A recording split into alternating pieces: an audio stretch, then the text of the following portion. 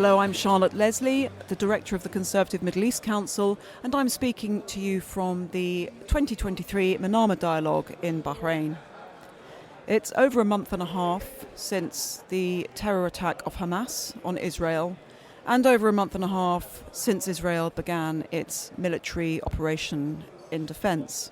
The events in Gaza are understandably dominating the conversation here in Bahrain on what's happening in Gaza, what can be done about it, the effectiveness of a military intervention on a group like Hamas, and what the perception is in the region of various responses around the world, including the UK and the West.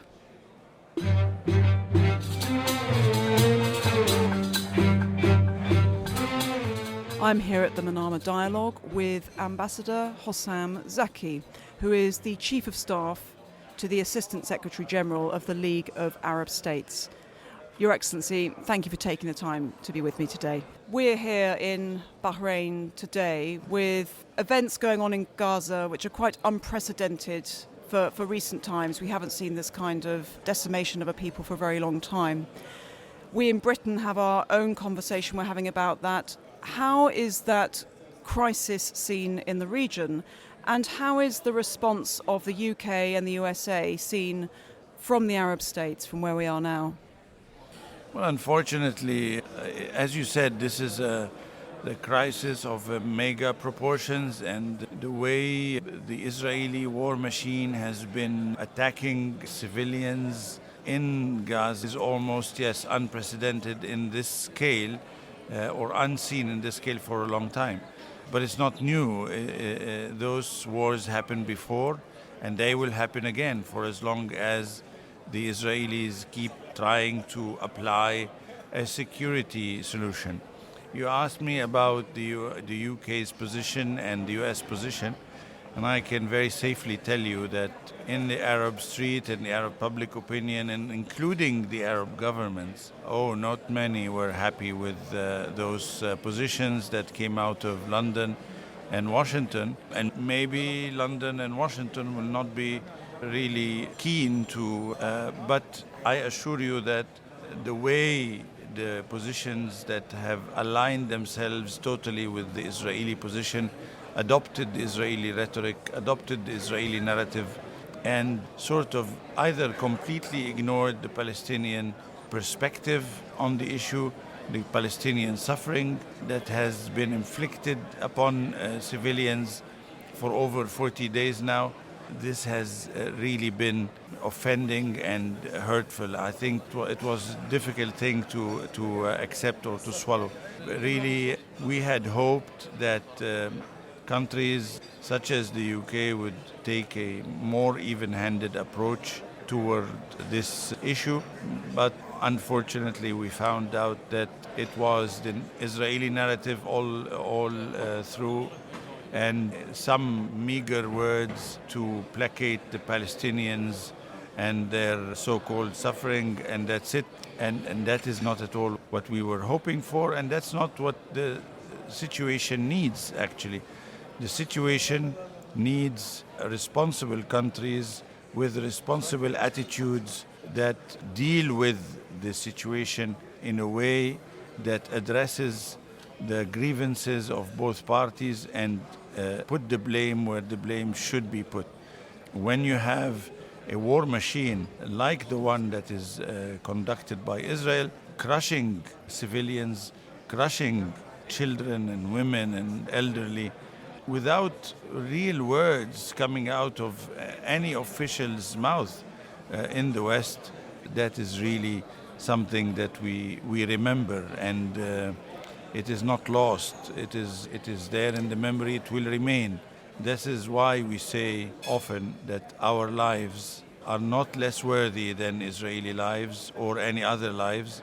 Our lives, our blood, the blood of our children, the blood of our civilians is equally worthy, just as much as the blood of other nationalities and races and religions. There is no differentiation there.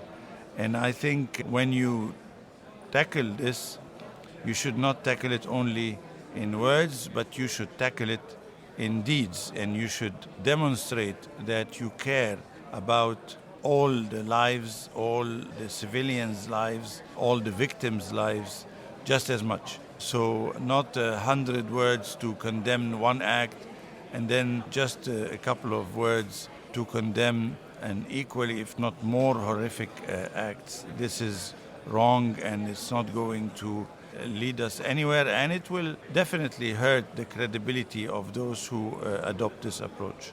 And it probably goes without saying, I haven't heard a single voice here who hasn't unequivocally condemned the brutality and the terror attack of Hamas.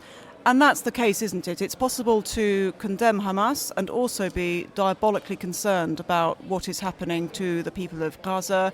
I think there are more killed now in the last month and a bit than have been killed in Ukraine by Russia. How do you see this military intervention eradicating Hamas? Honestly, I don't buy into the argument that it will. I don't think that this is going to uproot Hamas or all the big words that we have heard from some politicians in Israel, including the Prime Minister. But they want to keep mobilizing the world opinion behind them, the West's opinion more importantly behind them. They want to give it what in their view is a worthy goal. So they keep talking about these issues. Frankly, Hamas, as has been said, and you must have heard this, Hamas is an idea. It's an idea of resistance. The resistance sometimes goes wrong, goes in erroneous ways, and it is difficult to control all these acts. When they go wrong, we do condemn them, and they're not happy with the condemnation. The Palestinians are not happy with the condemnation, but we do, because this is based on our human values and our religious values as well. And as I say always, try to keep your moral high ground. Even if you're fighting for your country, you're fighting for your independence, you're fighting a ruthless enemy like the Israelis, you're fighting for your independence, your independent state. Try to keep the moral high ground. Do not steep low and go do things just like your enemy does. Do not imitate your enemy in this. Your enemy has no values. Your enemy does things that are abhorrent. You should not go that low. You should try always to keep that moral high ground. This is not easy, but it is necessary if you need us to understand and support what you're doing. But this being said, again, we're talking about what Hamas is doing, and we should do that just in parallel with what Israel is doing. What the Israelis have been doing in this case is not only cruel, it is criminal, and I think they should be prosecuted by the International Criminal Court. What is the perception across the region of the West's upholding of international law? There has been controversy, let's put it that way, going back some years over Israeli settlements which are deemed illegal under international law. How is that viewed from the region by the West now? Well, I talked about credibility, and the problem with positions taken by the West during this war is that it has undermined severely the credibility of Europe on a variety of issues. So people really do not believe that Europe holds any kind of right balance when it comes to such a question. Yes, people may have lost hope with American positions because of their natural bias to Israel. We had a hope that Europe would continue to be just and even-handed, but that didn't happen. But I have to say that some countries were really an example of principled positions, and they have all our respect for that. Say, for instance, the Republic of Ireland, the Kingdom of Spain. Just to give you a couple of examples, there are more. Those countries deserve all our appreciation, deserve all our admiration, because in the middle of this high wave of Israeli propaganda, they have held their ground and they have been able to tell it like they really believe it. Where do you see Russia and China in all this? Well, Russia and China both have a much better understanding and a much more even-handed position toward the question of Palestine and the Palestinian aspirations.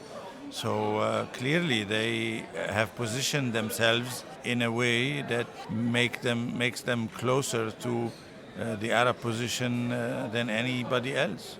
And looking forward, there's a lot of talk. The hostages is the primary issue in the hearts and minds of the Israelis and the Western world.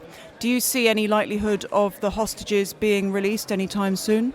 I hope so. I hope the negotiations that are conducted in this regard will succeed. No one wants to see a prolonged hostage situation such as the one that we are facing now. But again, we do not also want to see thousands of administratively held prisoners in the Israeli jails. That is for sure. So I hope those hostages are released as soon as possible, and I hope the negotiations will succeed in this regard. And finally, for the future, what does a peaceful solution to all this look like? It seems far off now, but is there one? And what does it look like? There should be one. There should be one. Anything other than a political solution will fail. I can bet you that the Israelis will go for a security solution as they have done in the past. It has failed miserably. It will continue to fail. Security solutions do not work to tackle or to resolve a political conflict, period. So we need to work in terms of political solutions. This is the only way to resolve this, and I hope we will have partners in the north, partners in Europe and elsewhere in order to be able to do that. Your Excellency, thank you so much for your time. Thank you very much. Thank you.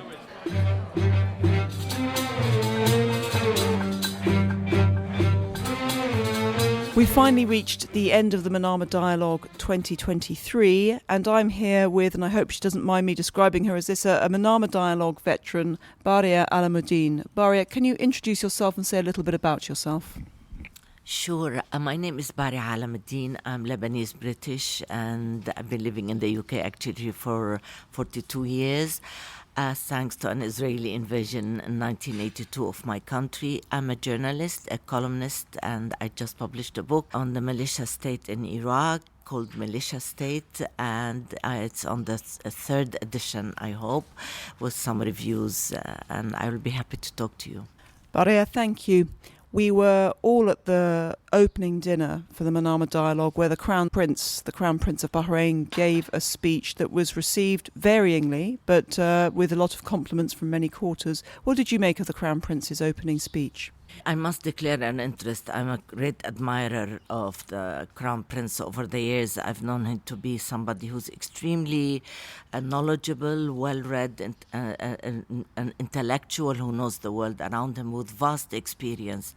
I thought his speech came across as quite passionate and I also full of content, which I really enjoyed. And people, to be honest with you, were waiting to see what countries in the area that belong to the Abraham Accords think and what do they say.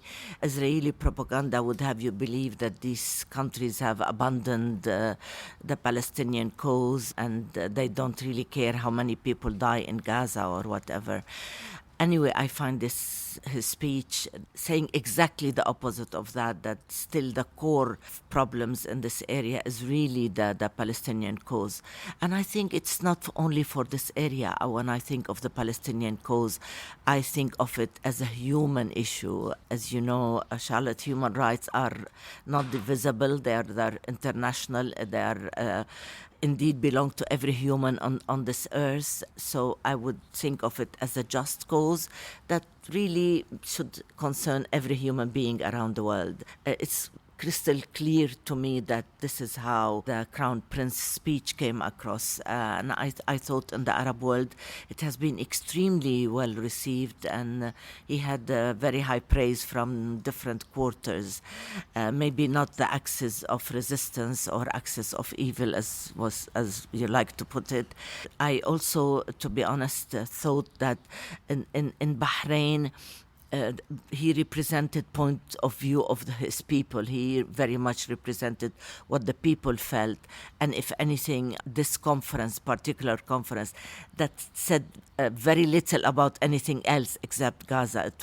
There was hardly anything said about Ukraine, hardly anything said about Sudan or any other thing. It was almost a flip-flop between last year's conference that was full of unity between the Americans and the Europeans and people in this area.